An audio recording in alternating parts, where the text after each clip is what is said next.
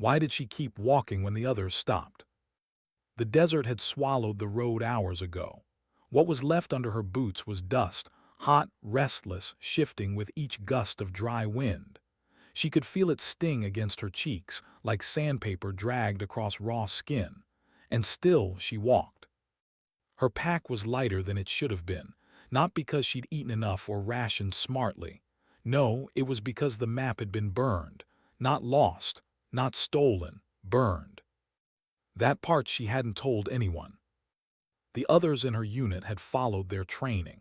Radios jammed, GPS dead, convoy gone to ash after the ambush. They turned back to what was left of the wreckage, trying to salvage a route, waiting for command to call. But she didn't. She just started walking east, like something inside her already knew the way. Her name was Mara. To the others, she was the quiet one. The one with eyes that never rested, the one who asked the wrong questions at briefings, the one who looked at the map not for roads but for patterns no one else seemed to notice. At the table when the plan was laid out, she had stared a little too long. Her fingers had hovered near the paper as though she wanted to trace something on it, but didn't. She said nothing. She only nodded.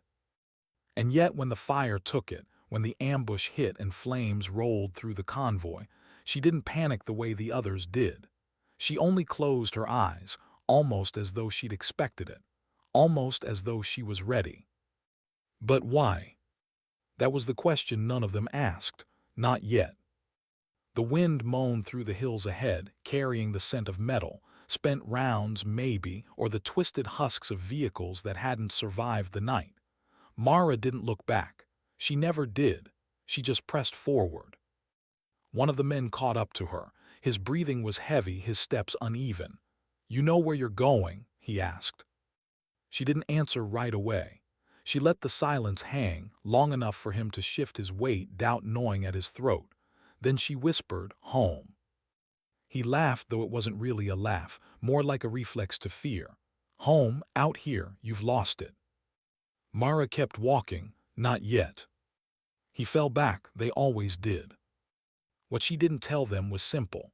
The mission had been stripped from paper long before the map burned. She'd memorized it, not in detail but in rhythm. Roads, landmarks, fallback routes. Her mind didn't hold exact coordinates, it carried echoes, patterns, a sense of where to move when the world went dark. And the world was very dark. As dusk began to fall, the horizon stretched in bruised colors, purple, copper, fading into black. She set her rifle down and sat against a stone ridge, listening. The others gathered in a loose circle, each one nursing a wound, visible or not. Corporal Henley, the youngest, chewed on a stick just to quiet his hunger. His lips trembled, but not from the cold. "You think anyone's still looking for us?" he asked. Nobody replied. That's when Mara spoke, eyes fixed on the distance. They stopped looking the moment the fire went up. Her words stung more than comforted. The men shifted uncomfortably. Someone cursed under their breath. She didn't say it to wound them. She said it because it was true, and truth was all she had left. But even as she said it, another truth pressed harder in her chest. A memory, one she hadn't shared, one she couldn't. Her father's voice. It came to her not in full sentences but in fragments like echoes breaking on canyon walls. He had been a pilot once, before everything, before war took him. He taught her how to read the sky, how to trust instinct when compasses failed, how to listen to silence when maps lied. "Home," he used to say, "isn't a place. It's the line you can walk back to even blind. It's inside you." That was why she burned the map, not by accident, by choice. Because if they relied on paper, they would wait. If they waited, they would die. But if they followed instinct, her instinct, maybe, just maybe, they would see home again. Still, she hadn't told them. Not yet. The night grew colder. The stars sharpened overhead, scattered like shattered glass across black velvet. Each breath left a trace in the air. The men drifted into uneasy sleep, their bodies curled close to rifles, to memories, to fear. Mara stayed awake, she always did. Her eyes scanned the horizon, but her mind moved elsewhere, back, years back. A porch light, a folded flag, a mother too broken to cry, and a girl too young to understand why her father's chair would stay empty forever. That's when she'd made the decision, to wear the uniform, to carry the weight, not for glory, not for country, but for the silence of that empty chair. Now out here, every step eastward wasn't just survival, it was a return, to him, to her promise. The sound broke the night. A single pop, sharp, distant. Gunfire? Maybe. Or just metal twisting in the cold. She froze, her hand brushing the stock of her rifle. The others stirred, half asleep, nerves fraying. Was that? Henley began. Quiet, Mara hissed. They waited.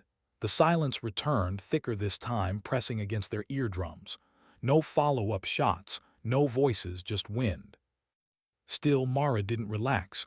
Her gut said otherwise. They were not alone. But she didn't say that either, not yet.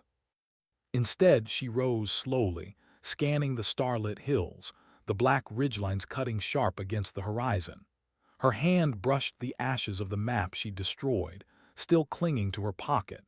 She closed her fist around them until the grit dug into her skin. Home. That was enough. And with that, she whispered to herself, too low for anyone else to hear, keep moving. Because tomorrow, the desert would test them again. And tomorrow, she would have to lead them deeper into the unknown without telling them that instinct, not strategy, was the only thing left guiding her steps. The night wind carried that secret like a prayer, scattering it across the dunes. And Mara let it go. For now. Why did the dawn feel heavier than the night? The first light crept over the desert like a wound reopening.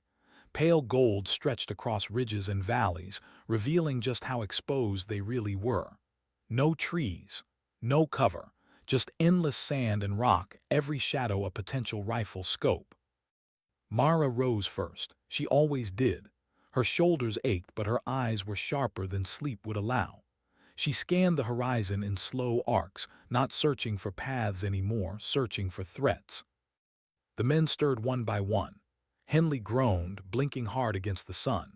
His face was young, too young, and in the harsh morning he looked more like a boy than a soldier. The others didn't look much older. They all carried the same exhaustion in different shapes. Lined eyes, trembling hands, the slackness of men who'd lost too much blood or too much hope. None of them spoke of the sound they'd heard last night, the single pop, the possibility that someone somewhere already had them in sights. They pretended it hadn't happened. Mara didn't. She kept it tucked in her chest like a blade. "We move," she said flatly. The men hesitated. One, Sergeant Doyle, rubbed at his temples. His voice came out rough. "Move where? Command, not coming. We're wandering blind out here." "Not blind," Mara replied. He squinted at her, as if he wanted to argue, but something in her eyes stopped him. The others waited for her to explain, but she didn't. She just adjusted the strap on her rifle and began walking east. And once again they followed. But the silence between them was heavier now. The desert stretched endless, broken only by the low hum of insects and the crunch of boots sinking into shifting grit. Sweat carved paths down their necks, darkening collars. The air shimmered with heat, though it wasn't yet noon. Every few steps someone coughed, someone else stumbled. Mara's pace never faltered. Her mind was elsewhere, calculating the rhythm of her steps, the position of the sun, the subtle dip in the horizon that told her they were nearing a valley. She felt her father's lessons humming inside her bones like an old compass. But instinct wasn't enough to silence the guilt. Every time she reached into her pocket, she felt the crumbling ash of the burned map. A reminder. She hadn't told them the truth. They thought she was leading them to a fallback point, to safety, to home. But really she was leading them into her memory, her version of the mission, her father's voice. Would they still follow if they knew? She didn't ask, she didn't dare. By midday the heat was brutal. They found shade under a jagged rock outcrop, barely enough to cover them all. Henley collapsed first, his chest heaving like a broken engine. Mara crouched near him, pouring the last of her canteen into his cracked lips. He blinked, dazed. "Why you keep doing that?" "Doing what?" "Giving me your water. You're worse off than me." She didn't answer, but her hand lingered on the canteen, trembling faintly before she set it aside. Henley swallowed hard. His voice dropped lower, almost a whisper. "You don't think we're getting out of this, do you?" Her throat tightened. For a moment she almost told him the truth. Almost. But instead she said, "You just have to keep walking." He looked at her like he wanted more, like he wanted a reason, but she had none to give. "Not yet." That's when Doyle spoke, his voice cutting through the heavy silence. "You've been walking like you know something the rest of us don't. You gonna share it or keep stringing us along until we drop dead out here?" The others shifted, uneasy. The question hung between them like heat. Mara didn't flinch. She met his eyes. "If you'd seen the map as I did, you'd know." Doyle snorted. "The map burned." "Yes," she said softly, "it did." The pause that followed was dangerous. Doyle narrowed his eyes, suspicion creeping in. "Then what the hell are we following? Ghosts?" Her pulse quickened, but her face betrayed nothing. She held his gaze until he looked away first.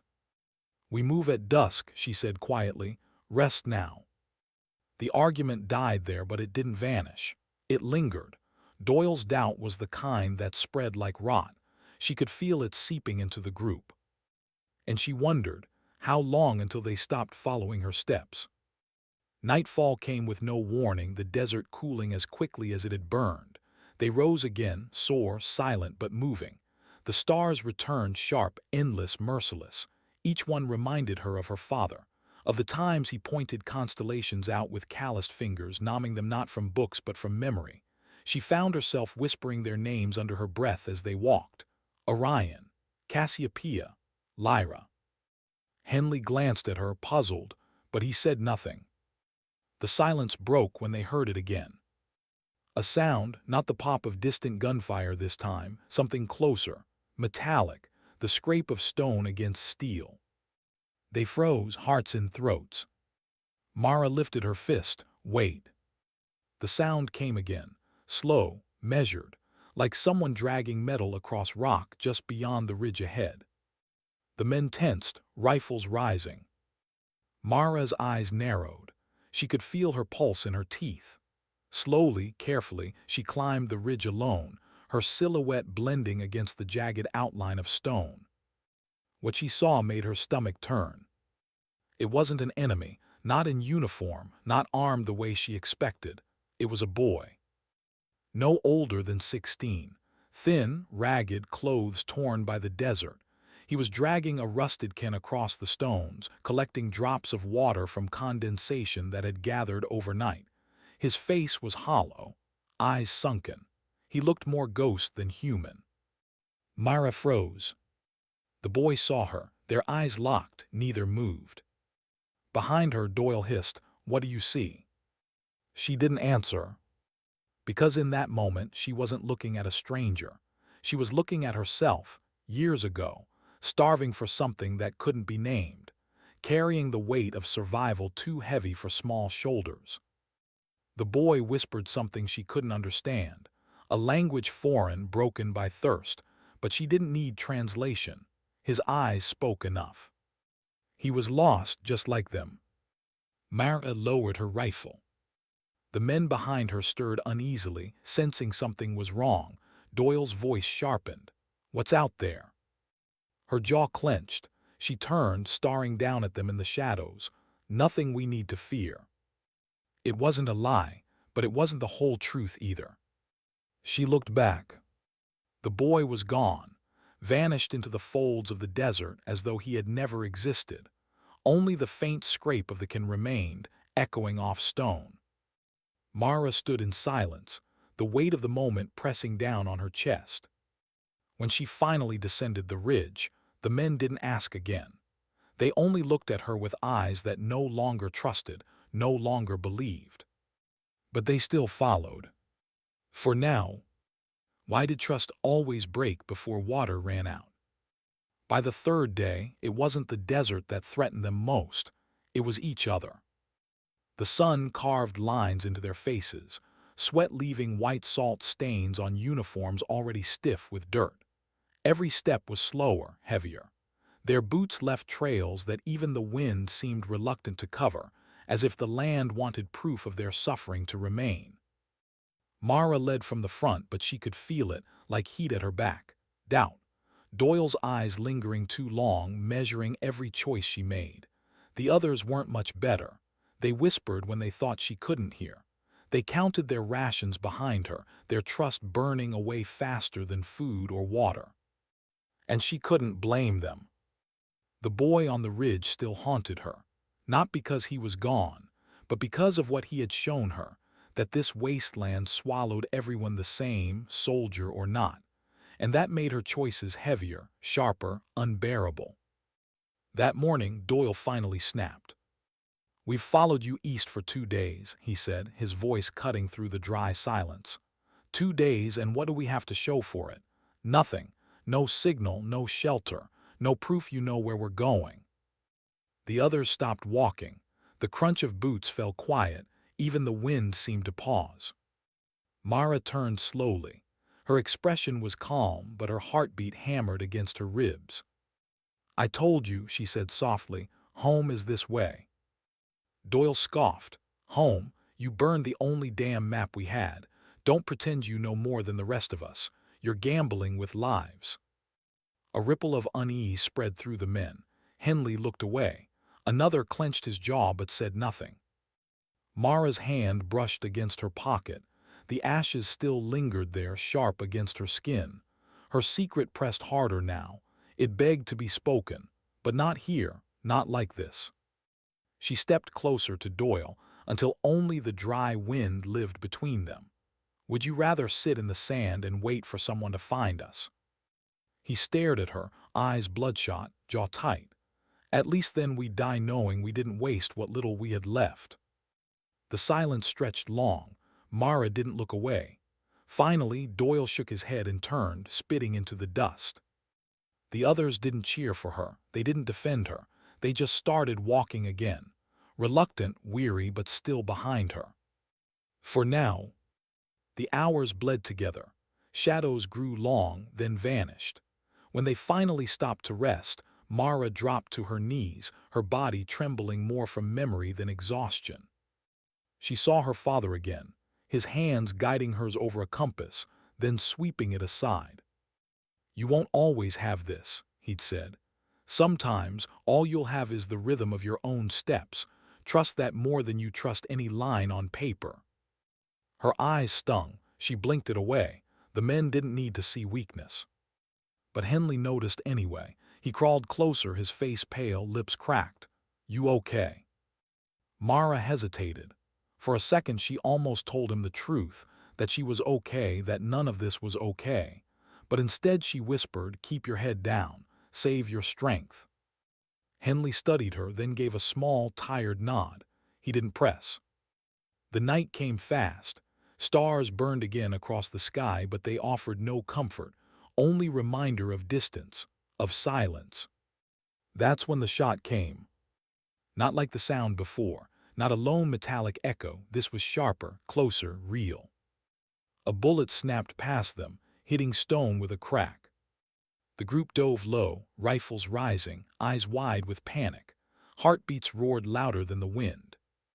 "Contact," Doyle hissed, scanning the horizon. Mara froze, her cheek pressed against the dirt, her pulse thundering. The night swallowed everything, revealing nothing. No muzzle flash, no movement. But she knew.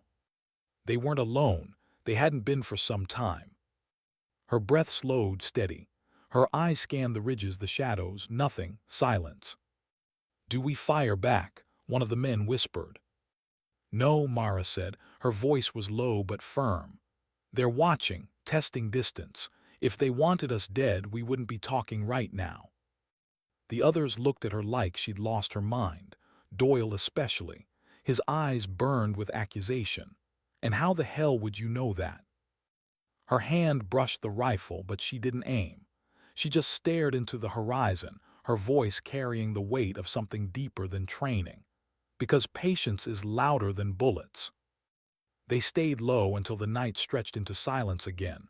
No second shot, no movement, only the distant hum of wind.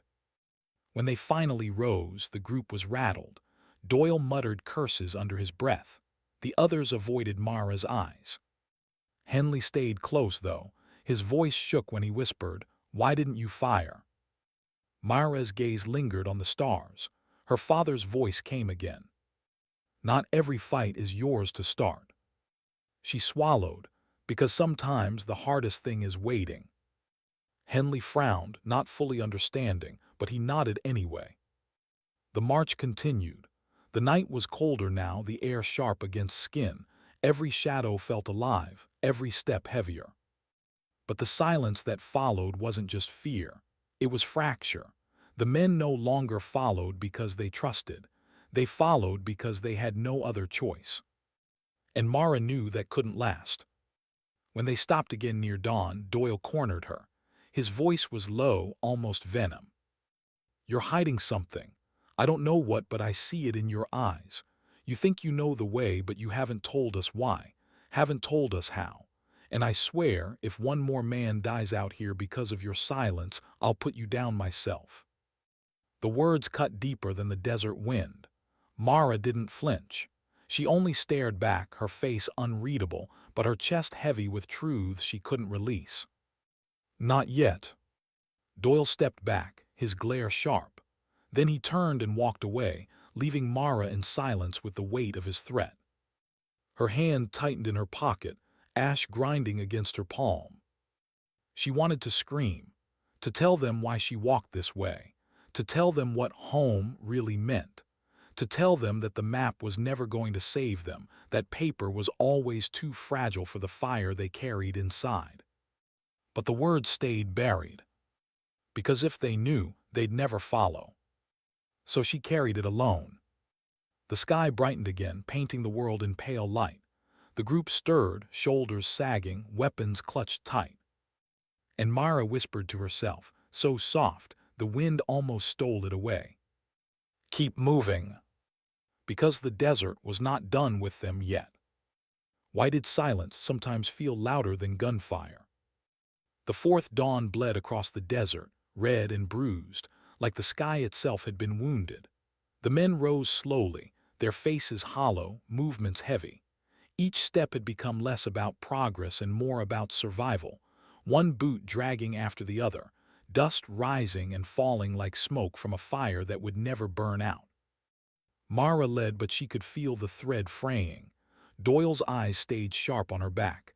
Henley lagged, weaker with every mile. The others no longer spoke at all, not to her, not to each other, just to the desert in their silence. By midday, the heat was merciless. Their shadows shrank to nothing, their skin baked beneath the armor. Every breath was like swallowing glass. And that's when it happened. Henley fell. At first, no one noticed. He stumbled once, caught himself. Stumbled again, then collapsed fully, the dust rising around him like smoke from a dying ember. Mara was there before the others reacted, kneeling at his side. His lips were pale, his eyes unfocused. He tried to speak, but only a rasp came out. "Water," he croaked. Mara's throat tightened. She reached for her canteen, empty. She knew it was. She had poured the last drops into his mouth the night before. The others gathered, their faces dark with fear. Doyle was the first to say what the rest thought. "He's done." Mara looked up sharply. "No." Doyle's jaw clenched. "Look at him, he won't last another mile. You'll kill us all trying to drag him." Henley's eyes flickered, wide, panicked. His hand reached weakly for Mara's sleeve, clutching it like a lifeline. Mara's chest burned. She remembered being young, sitting at her father's bedside during his final days, the sound of his breathing shallow, fragile. She had held his hand too, the same way Henley held hers now. a grip that begged for hope even when hope had no place left. "No one gets left," she said firmly. Doyle stepped closer, his shadow falling over them both. "And when carrying him slows us down, when it gets us all killed." Mara met his stare. Her voice was low, steady. "Then I'll carry that weight, not you." The silence stretched long, hot. The others shifted uneasily, watching, waiting. Doyle finally spat into the sand, muttering curses. He turned away, shoulders tight. The fight wasn't over, but it was delayed. Mara slid her arms under Henley, hauling him onto her back. His body felt like lead, every step driving pain into her knees, but she kept moving. Every muscle screamed, every breath burned, but she walked. Because leaving him behind wasn't an option, not for her, not again. The hours bled together. Her legs shook, sweat stung her eyes, her vision blurred. But still, step after step. She thought of her father's voice, of the empty chair at the kitchen table, of the promise she'd made in silence the day she first wore the uniform. Never leave anyone behind. By nightfall, they reached the edge of a dry ravine, its walls jagged, shadows stretching deep. It wasn't shelter, but it was something. They lowered Henley against the rocks. His breathing was shallow but steady, alive. Mara collapsed beside him, her body trembling, chest heaving. She closed her eyes for only a moment, just long enough to feel the desert pressing down, crushing her with the weight of decisions she couldn't take back. That's when the shot came. Not distant this time, close. A crack split the night, echoing through the ravine. One of the men screamed, collapsing with blood darkening his sleeve. Chaos erupted, rifles lifted, shouts filled the air. "Contact!" Doyle roared. Mara was already moving. She pressed her back to the rock wall, scanning the ridge. Shadows shifted above them, quick, precise. Whoever was out there wasn't random. They were watching, waiting. Another shot rang out, sparking stone inches from her head. Her pulse thundered. She steadied her breath, lifted her rifle, and sighted the ridge. But she didn't fire, not yet. Because firing blindly meant revealing desperation. The men panicked, returning fire into the dark. Muzzle flashes lit the ravine like lightning. The sound was deafening, a storm of fear and gunpowder. Mara gritted her teeth. Her eyes scanned the ridges again, slower this time, searching not for movement, for stillness. And there, a shape perfectly still, too still. She exhaled, squeezed the trigger. The figure collapsed, rolling down the ridge in a cloud of dust. The shooting stopped. Silence returned, heavier than before. The men froze, their rifles trembling in their hands. "Is it over?" someone whispered. Mara didn't answer. Her eyes stayed on the ridge, her fingers still tight on the trigger. She knew better. One body didn't mean safety. But for now, the desert was quiet. She lowered her rifle slowly, her chest burning. The others exhaled in shaky relief. Doyle muttered something under his breath, his tone unreadable. Mara turned back to Henley. His eyes were half open, glazed but aware. His lips moved, weak, forming words. "You didn't leave me," he whispered. Mara's throat tightened. She brushed the dirt from his cheek, her hand trembling. "Never." The others looked away, some ashamed, some simply too tired to feel. But Doyle didn't. He watched her, eyes sharp, suspicion deepening.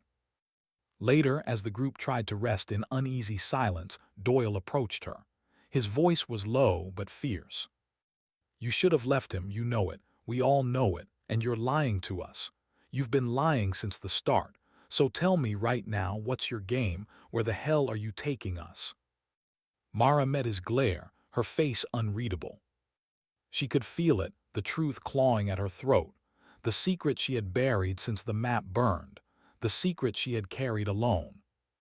Her hand curled into her pocket, fingers crushing ash into her skin.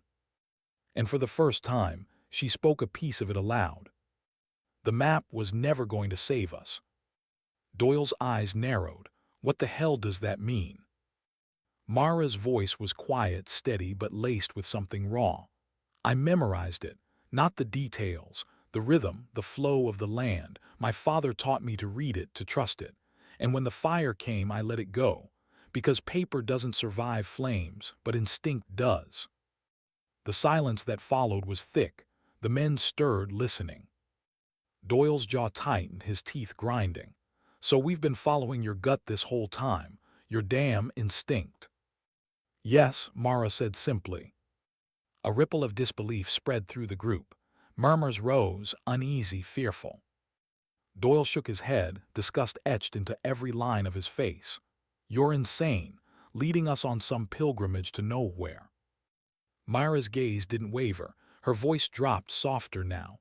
No, I'm leading us home. The word hung heavy in the air. Home. Some of the men looked at her with desperate hope, others with doubt so sharp it could cut.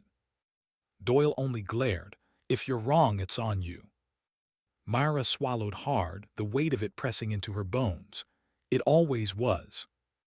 And for the first time the truth sat between them, fragile, dangerous. The desert wind carried it away, scattering it into the night. But it was too late. The fracture had split wide open. And in the days to come, it would decide who walked out and who never would. Why did she hesitate even for a fraction of a second when she saw the flame die? The last scrap of paper, the last trace of their plan turned to ash in the wind. For others, that was the moment of despair. For her, it was something else. A quiet shift, a weight pressing on her chest, whispering that what lay ahead would have no map, no safety net, only instinct, only her. The valley stretched below like a scar carved into the earth. Silent, indifferent. Shadows lengthened along the jagged cliffs, their edges still holding the last warmth of the sun. She adjusted her rifle strap, the leather digging into her shoulder, the metal cold against her palm. Every detail registered, the dry rasp of her breath, the sting of sweat in her eyes, the faint crackle of embers where the plan had died. She didn't move at once. She listened, a stillness broken by the occasional echo of shifting rocks far down the slope. Was it the enemy? Or was it the land itself reminding her of its power? The silence gnawed at her. She hated silence, not because it was empty, but because silence remembered things she'd tried to forget. Her chest tightened as another memory slipped in, the weight of her father's jacket, too big for her when she was 12. She sat on the porch with him, watching storms roll over the fields. He said something then, something she hadn't understood until now. A map won't keep you safe. Your feet will. Her lips pressed into a thin line. She pulled the strap higher, set her boots firm into the dust, and began her descent. Each step carved out a rhythm, crunch, slide, catch. The ground tested her. Sharp stones shifted beneath her weight, sending echoes down the slope. She moved like a shadow, trying not to wake the valley. But the thought nagged her they could be waiting below. She couldn't be sure where. She couldn't be sure of anything anymore. Halfway down, she stopped. Something glinted by the rocks. She dropped low, rifle-angled, eyes narrowing through the scope. Not movement, not a man, just a shard of glass. A fragment of a broken lens catching the dying light, but her pulse had already spiked. She stayed crouched, scanning. The slope looked empty, too empty. Her throat dried. She whispered to herself, so low it was almost lost in the wind, "Keep moving." And then behind her the faintest sound, a scrape of stone. She whipped around, heart hammering. Nothing, just the slope stretching upward back to the ridge she'd left. She waited, breath shallow. Her eyes burned from not blinking, but nothing came. She turned back, lowering her weapon just slightly. Trust your instinct. That was all she had left. By the time she reached the base of the valley, dusk had thickened into a bruised purple. The air cooled, carrying the metallic tang of water somewhere unseen. She could smell it but not see it. A stream, maybe. A way forward. Her boots sank into softer soil. The valley floor was littered with bones of old trees, their trunks twisted and bleached by time. She walked among them carefully, as though they were witnesses.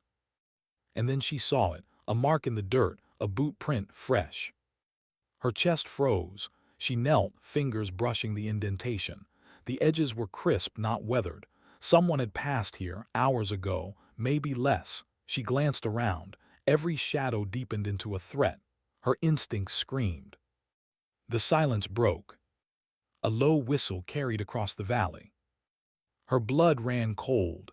She dropped flat, cheek pressed against the earth. The whistle echoed again, higher this time. A signal.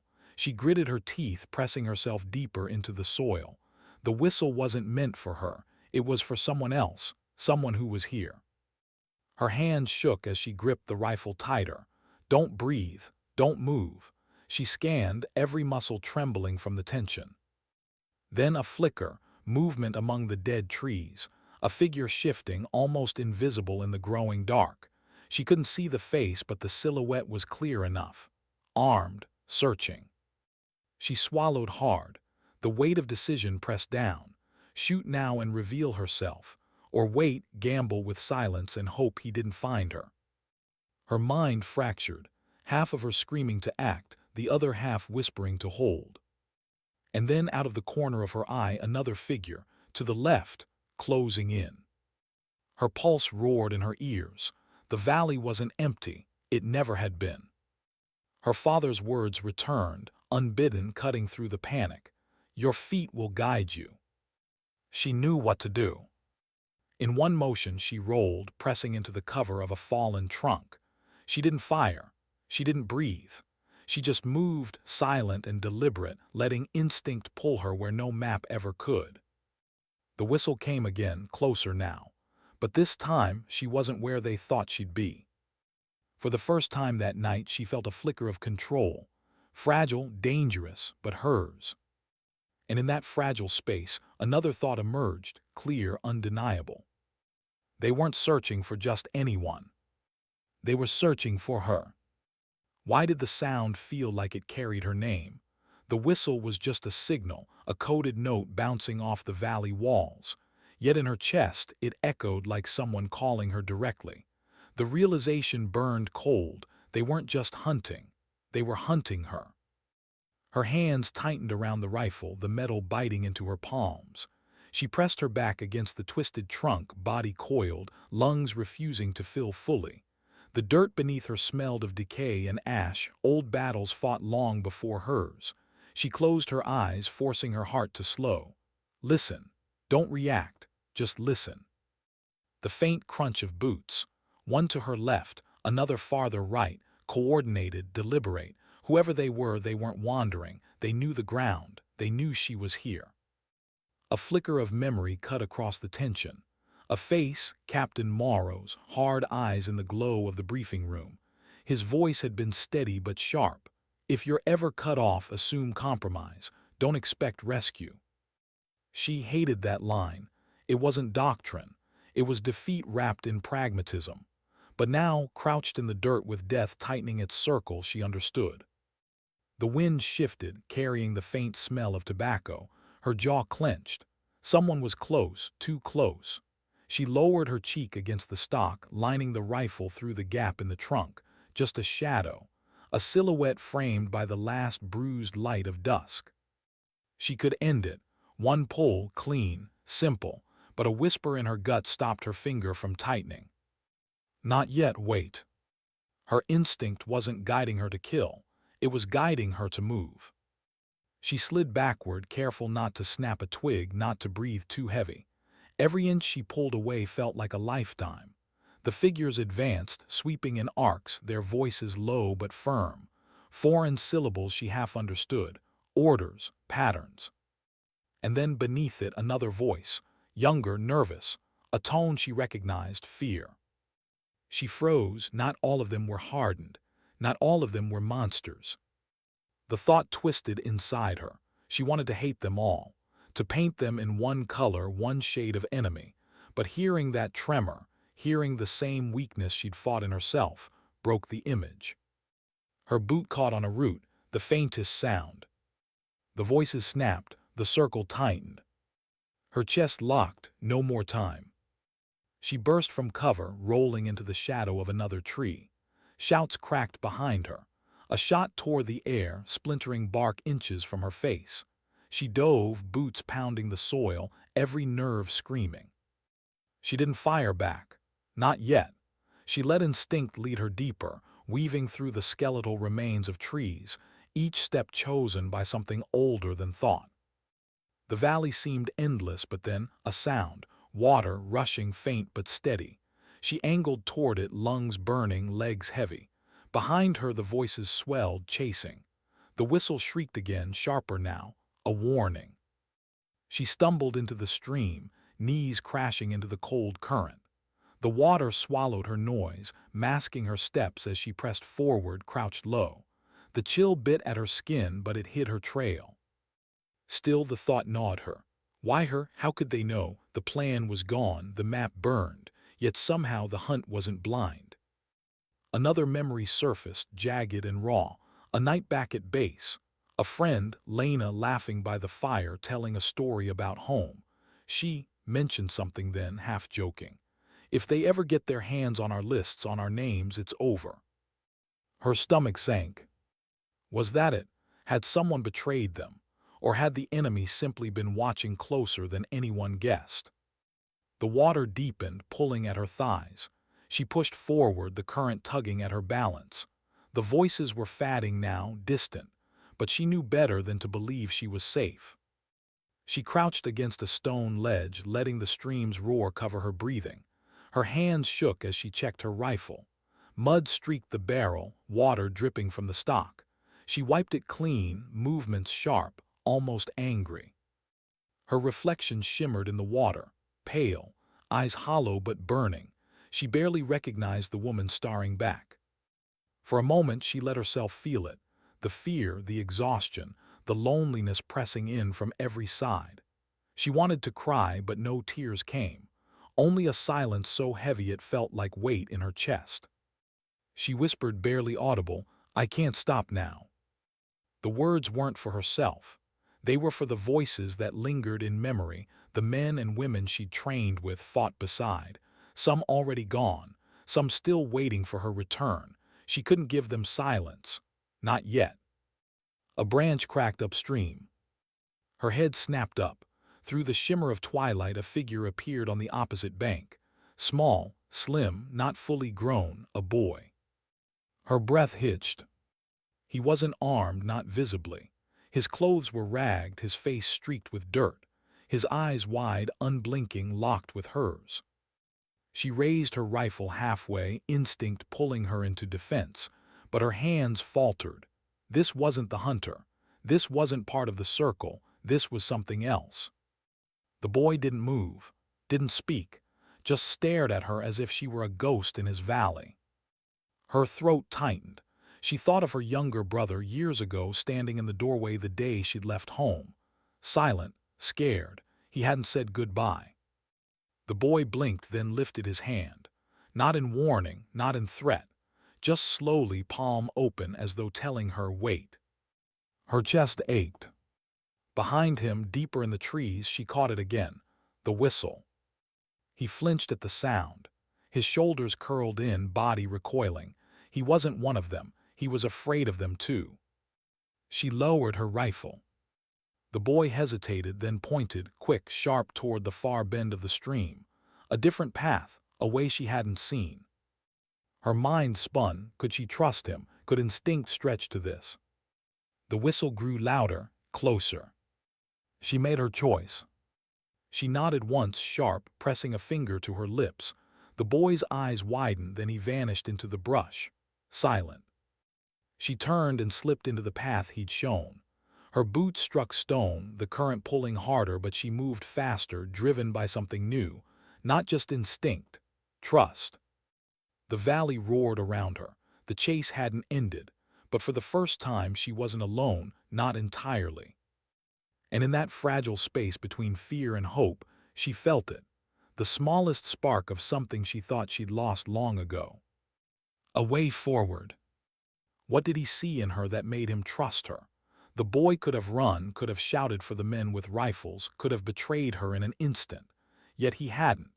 He pointed the way, vanished into the brush, and left her with a single unanswered question gnawing at her ribs. Why help me?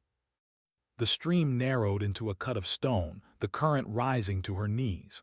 The rocks gleamed in the faint light, slick and sharp, forcing her to slow. Her rifle was heavy against her chest, soaked straps biting her shoulders. Every sense was stretched to its breaking point. Behind her the whistle came again. Longer this time. Urgent. The hunters had found something, maybe her trail, maybe the boy. The thought clawed at her chest. She wanted to believe he was clever enough, fast enough to disappear. But belief was fragile and she'd seen too much to trust it fully. She pressed forward, boots slipping, heart thundering. The path bent sharply, walls of stone rising on either side. It felt like a throat closing. She slowed, crouching low, listening. No whistle, no voices. Only the rush of water and the low moan of wind funneled through the stone. And then something new. A flicker of light ahead, faint orange fire. Her gut tightened. She pressed flat against the wall, inching forward until the bend widened. A small camp. Two figures hunched over a fire, rifles leaned against rocks beside them. Their uniforms were mismatched, scavenged. One man laughed softly, the sound brittle, worn by fatigue. The other sat silent, staring into the flames, his face shadowed. Her throat dried. She couldn't go back, not with the whistle echoing behind. But forward meant stepping into their circle of firelight. She studied their movements, tired, careless, but not stupid. She crouched lower, weighing choices. Her instinct whispered, not force, not yet. And then she heard it. The silent one spoke, voice low, cracked with smoke. Words in a dialect she barely remembered, but she caught enough. "I don't want to be here." The other man answered, harsher, mocking, a joke at his partner's weakness. But the words slid through her chest like glass. Because she'd said them once too. Alone, crouched in a trench during her first mission, whispered into the dirt when no one else could hear. "I don't want to be here." Her knees trembled. These weren't faceless hunters. These were men worn thin by war, by orders, by a cause that maybe wasn't theirs. The fire cracked. The laughing man shifted, turning his back to her. The silent one rubbed his face with both hands, shoulders sagging. For a heartbeat she wondered if she could step forward, not as enemy, as human. But the whistle cut through the night, sharper, closer. Both men froze. Their heads snapped toward the sound. One grabbed his rifle, the other kicked dirt onto the fire. She knew what that meant, reinforcements, a sweep, the circle tightening again. Her chest burned, no time for mercy, no time for questions. She slid back into the shadows, boots sinking into mud. The fire sputtered behind her, then died. The path sloped upward, rocks slick beneath her hands as she climbed. Her muscles screamed, but instinct drove her higher, toward the faint outline of an opening above. She emerged onto a ridge. The valley spread below, scattered with shadows, with movements she could barely make out. Small figures fanning out, a net cast wide, and in the center, barely visible, the boy. Her heart lurched. He was running, weaving through brush, small limbs fast but fragile. A shot cracked. Dirt sprayed near his feet. No, the word slipped from her lips, raw, unplanned. Her rifle rose before thought caught up. Scope pressed to her eye, breath shallow. She found the shooter, one of the hunters, braced against a tree. The boy didn't see him. She squeezed. The man fell, silent. The boy stumbled, paused, then bolted into the dark. Her pulse roared. She pulled back, pressing into the rock as voices erupted below, shouts slicing through the night. The whistle shrieked again, frantic now. She closed her eyes. I gave myself away. Boots thundered below, scattering, searching. The net was closing faster. Her chest rose and fell, every breath sharp. The choice she'd made couldn't be undone. She hadn't meant to protect him, or maybe she had. Maybe it was always about him, the boy who could have been her brother, who could have been her once. She forced her body to move, deeper along the ridge, boots scraping stone. The dark pressed in heavy, but she didn't stumble. She couldn't. The ridge narrowed, then widened into a plateau. And there, against the rock face, an old structure half collapsed. A bunker, rusted and broken, hidden by years of dust and ivy. Her chest clenched. This wasn't chance. This was memory. She'd seen it before, on maps, on briefings. An outpost from a forgotten war. She pressed against the corroded door. It groaned, resisted, then gave way. Inside, darkness swallowed her. The air was damp, thick with rust and mold. She lowered to one knee, listening. Outside, the voices scattered, growing distant, then closer again. They didn't know yet, but they would. Her fingers brushed the wall, cold metal, faded paint beneath her hand. Her flashlight flickered weakly, revealing words stenciled decades ago. Sector 17. Her stomach turned. Sector 17 wasn't supposed to exist anymore. It had been wiped clean from their maps, burned out of their history. But it was here, and somehow so was she. She sank back against the wall, chest heaving, mind spinning. The boy, the whistle, the hunters, it wasn't random. It was tied to this, to a place erased but never gone. Her eyes burned as she whispered into the dark, "What am I not seeing?" Silence answered, thick, heavy. And in that silence, she felt the truth stirring. They weren't just hunting her. They were guarding something. And she had walked straight into its heart. Why had no one spoken of this place? Why had the maps erased it as though stone and steel could be burned out of memory? She leaned against the cold wall, flashlight trembling in her hand, the beam catching rust, flacking paint, shadows that stretched too long. Sector 17, forgotten in name but alive in stone, and now alive in her. The bunker swallowed sound. Her breath echoed off walls that hadn't felt life in decades. Each step stirred dust, the air thick with mold and iron. The floor bore marks, scratches, gouges, stains too old to name. She tried not to imagine what they meant. Her flashlight beam struck something ahead. A desk. Metal warped with age, drawers half open, paper rotted to pulp. She brushed her fingers across the surface. Symbols etched by hand, not machine. She didn't recognize them, but the lines were deliberate. Her throat tightened. This wasn't just a bunker. It had been used, hidden, kept alive by someone who refused to let it die. A noise snapped her back. Outside, the whistle again, faint but closer. They were coming. She doused the light, letting darkness swallow her. The silence pressed heavy like a hand on her chest. She crouched low, rifle angled, listening. Boots scraped stone outside, muffled voices trading sharp commands. The net was here. And yet beneath fear, a deeper truth began to rise. Why her? Why chase so far, so precise, through fire and water and stone? She wasn't carrying intel.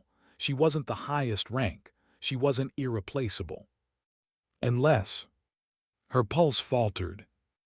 Unless this was never about her rank, or the mission, or the map that burned. Unless it was about what lived in her memory, what she carried from the briefings, from the scraps of erased history she hadn't even realized she still held. She pressed her palm to the wall, breath shallow. The bunker's secrets weren't in paper. They were in memory, theirs, hers. The door shrieked. Boots stormed inside. She dropped flat, shadows swallowing her. Voices bounced off walls, harsh, impatient. Flashlights swept the dark, slicing too close. She pressed her face into the damp floor, every muscle trembling. A beam passed inches from her. She held her breath until her lungs screamed. Then a sound behind them, a stone clattering down the ridge outside, a sharp whistle in response. The men turned, shouting, pulling back toward the noise. Her chest heaved. The boy, it had to be. He was drawing them away, risking himself. Her hands shook. She wanted to chase, to shield him, but instinct anchored her. Stay, see. When the voices faded, she rose, inching deeper into the bunker. The passage narrowed, then widened into a chamber. Her flashlight flickered back on. And there it was. Rows of crates stacked and sealed, marked with faded insignias of wars long buried. Weapons, equipment, records. The bones of a conflict erased from maps but never erased from soil. She stepped closer, tracing the faded paint. Numbers, dates, coordinates. Her stomach twisted. This was why they hunted, not for her, not for the mission, but because she had stumbled too close to something nations had agreed never to name again. The boy had led her here. And now she understood why instinct had carried her through fire and silence and fear. It wasn't guiding her home. Not yet. It was guiding her to truth. Her breath shook as she whispered into the dark, "This is what they killed to forget." A memory rose, sharp and unyielding. Her father on the porch, storms rolling across the field. "A map won't keep you safe. Your feet will." He hadn't meant safety from bullets. He'd meant safety from lies. The whistle pierced again, closer, desperate. They were returning. She had moments. Her hand hovered over one of the crates. She wanted to open it, to see, to prove. But she pulled back. The truth wasn't hers to carry in her arms. It was hers to carry in memory. She stepped back into the corridor, flashlight snapping off. Darkness reclaimed her. She slipped out the side, back into night. The valley breathed heavy, alive with shouts, lights cutting across ridges. The net was closing again. She crouched low, sliding along the rocks, moving with instinct, not thought. The boy's trail was faint, but she followed. A broken branch, a small print in mud, a whisper of movement. She found him crouched by the stream, eyes wide, chest heaving. When he saw her, he didn't flinch, didn't run, just stared as if waiting. She knelt, pressing a hand lightly to his shoulder. He trembled but didn't pull away. She wanted to speak, to thank him, to promise safety she couldn't guarantee, but words felt hollow. Instead, she looked at him the way she had looked at her brother once, long ago, in a doorway she never returned through. Silent, honest, human. The boy blinked, then pointed again. Upstream, away from the hunters, away from Sector 17, toward the faint glow of dawn just beginning to bleed across the sky. Her throat tightened. She nodded once, then they moved. The climb was brutal. Her legs burned, lungs tearing with each breath. The boy stumbled but kept pace, driven by something deeper than strength. She steadied him when he slipped, her arm firm beneath his weight. For the first time, she wasn't just surviving for herself. At the ridge's crest, she paused. Below, the valley writhed with movement, hunters fanning out, whistles echoing. But up here, air, space, light. The first pale rays catching her face, warm against the cold night sweat. She turned to the boy. He looked at her, eyes tired but alive. She didn't need words. Neither did he. Behind them, the valley would keep its secrets. The crates would sit in silence.